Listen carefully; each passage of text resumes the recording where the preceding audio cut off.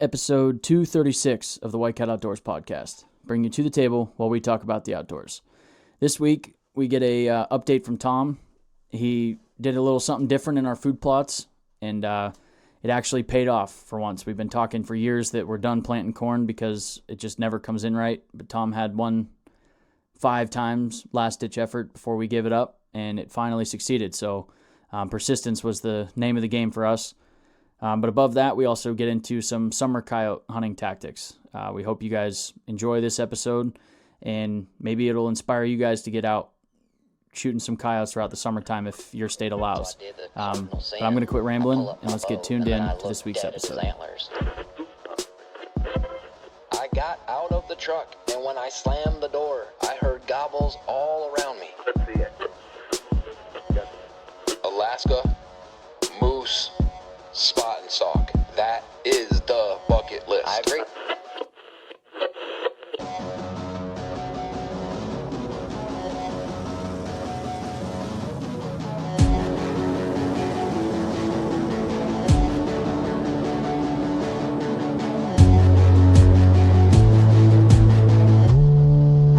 White Cat Outdoors.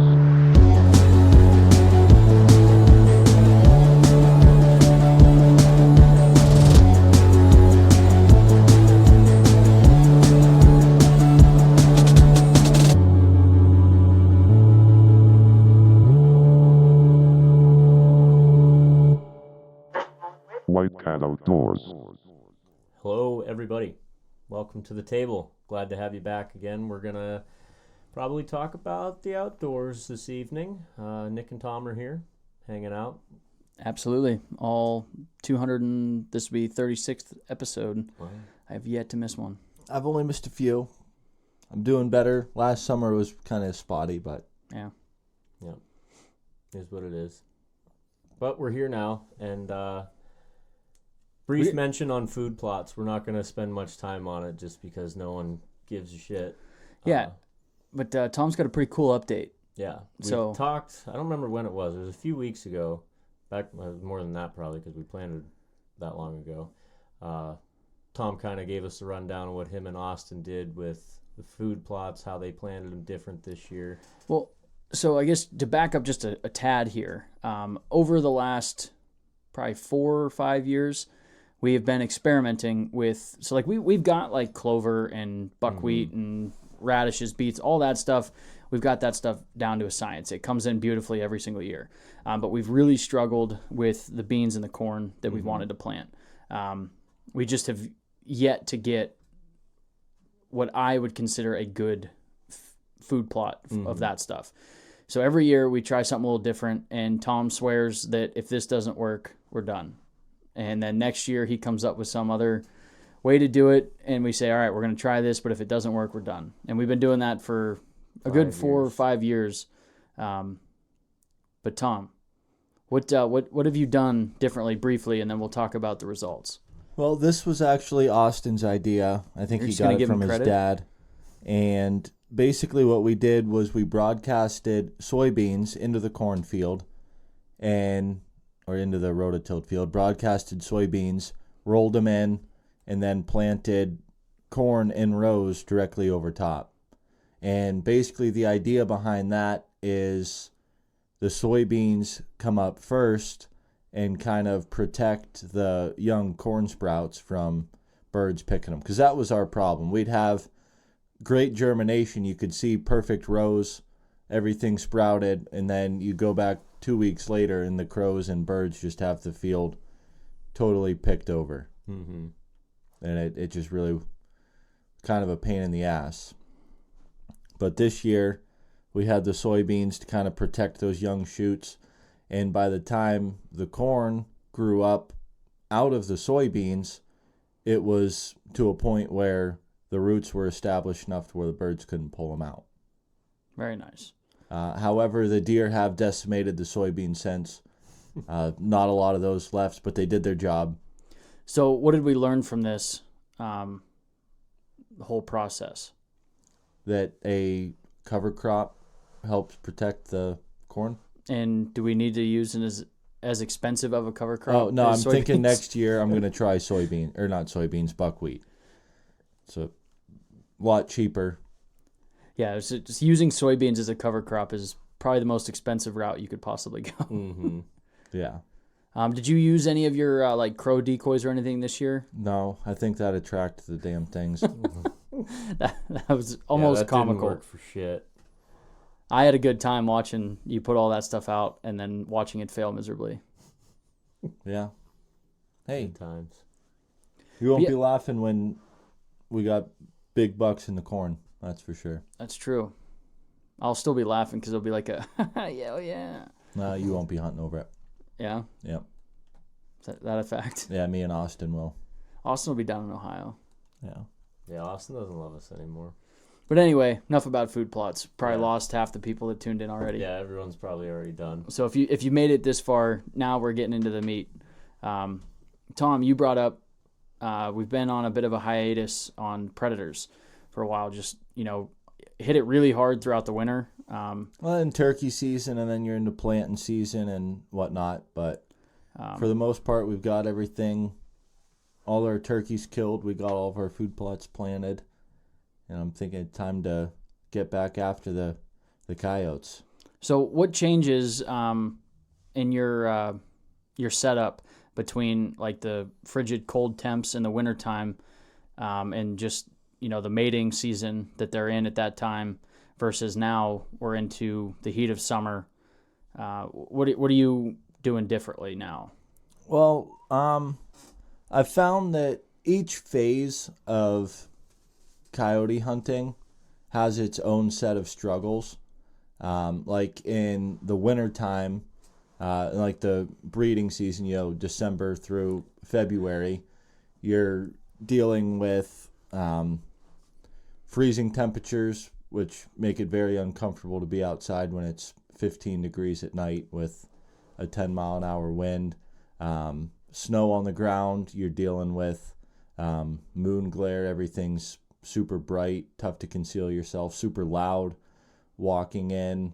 In the springtime, you're dealing with denning issues where coyotes aren't leaving their dens. Makes it very difficult. They're just kind of hunkered down, protecting their selves, and if they have, week-old pups, not really leaving that core area. And now we're kind of in the summer phase where the coyotes, the pups that were born this year are old enough they're out hunting for themselves. The moms aren't necessarily staying right at the den. They're out hunting. The males are out hunting as well. But what you deal with this time of year is crops.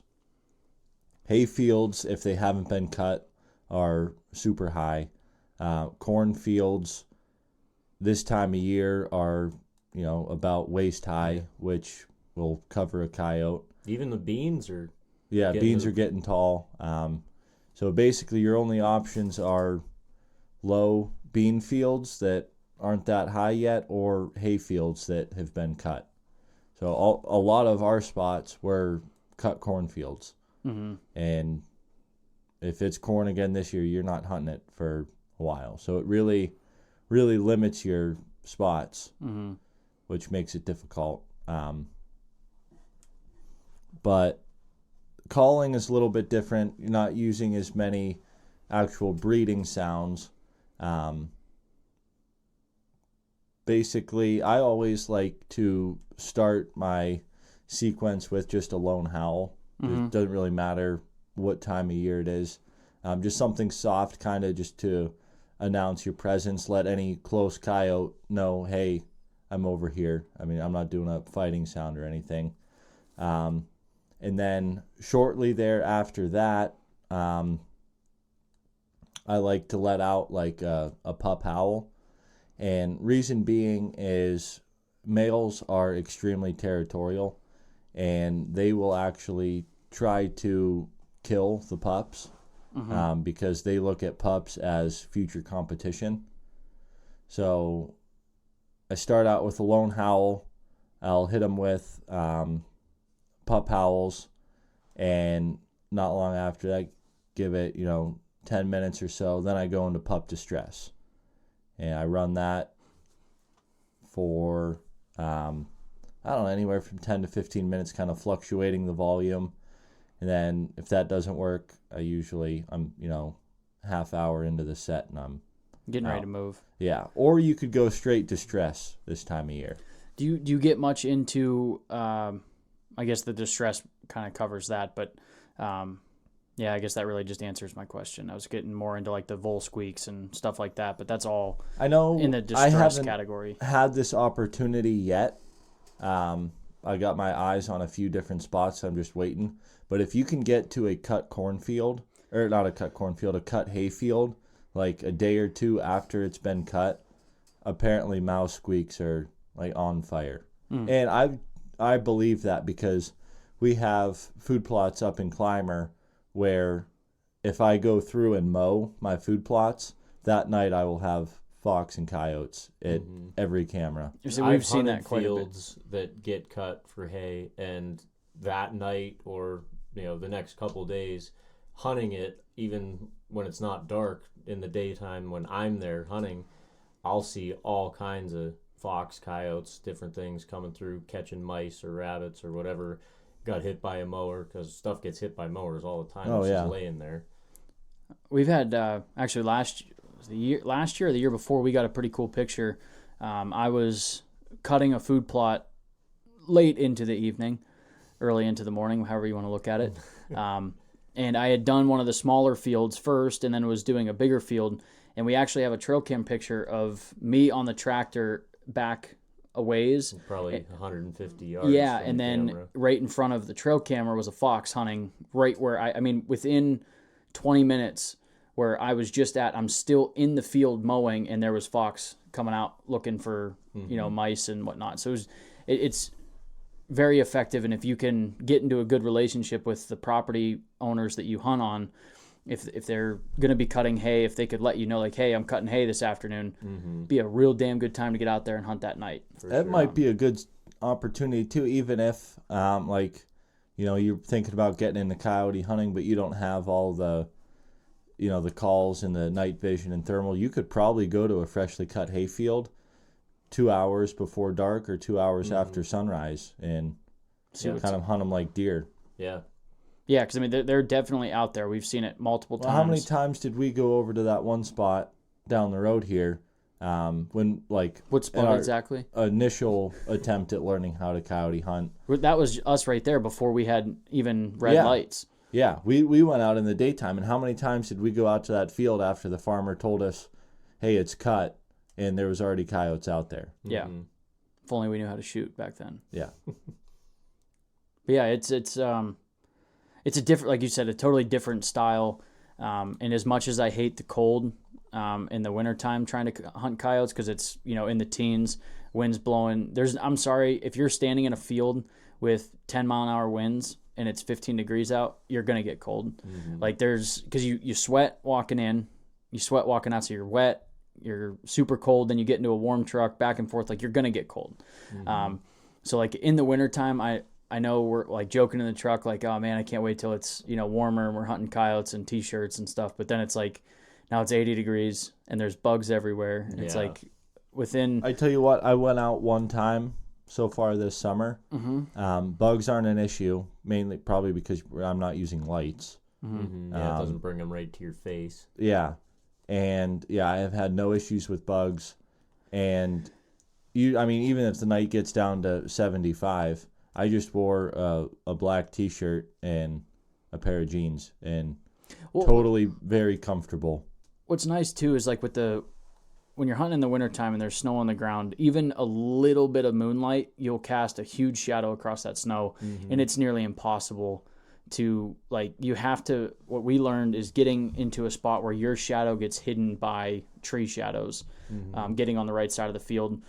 Because if you're on the wrong side of the field and you're just casting a shadow, if you move, your shadow moves, obviously. Yeah. And it's just nearly impossible to conceal yourself. We had some issues in the wintertime in one of our setups that the only place we could set up with the wind direction put us in a position where as soon as this coyote came out of the woods, he skylit us like immediately.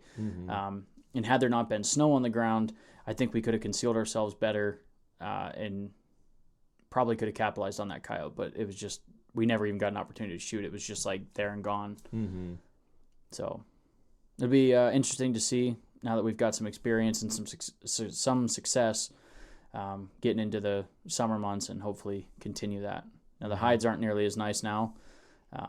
No, but you're it's just more, doing more population control at that point. yeah, just trying to help your fawns out. And Mm-hmm. I've been seeing quite a few fawns recently running around. Like it's a really dangerous time for fawns because when they're just laying in the weeds, there's no scent or anything they can hide that way. But now that they're up on their feet, They're not very nimble. yeah, and coyotes I think can get to a fawn a lot easier now. So it's important to keep the population at bay.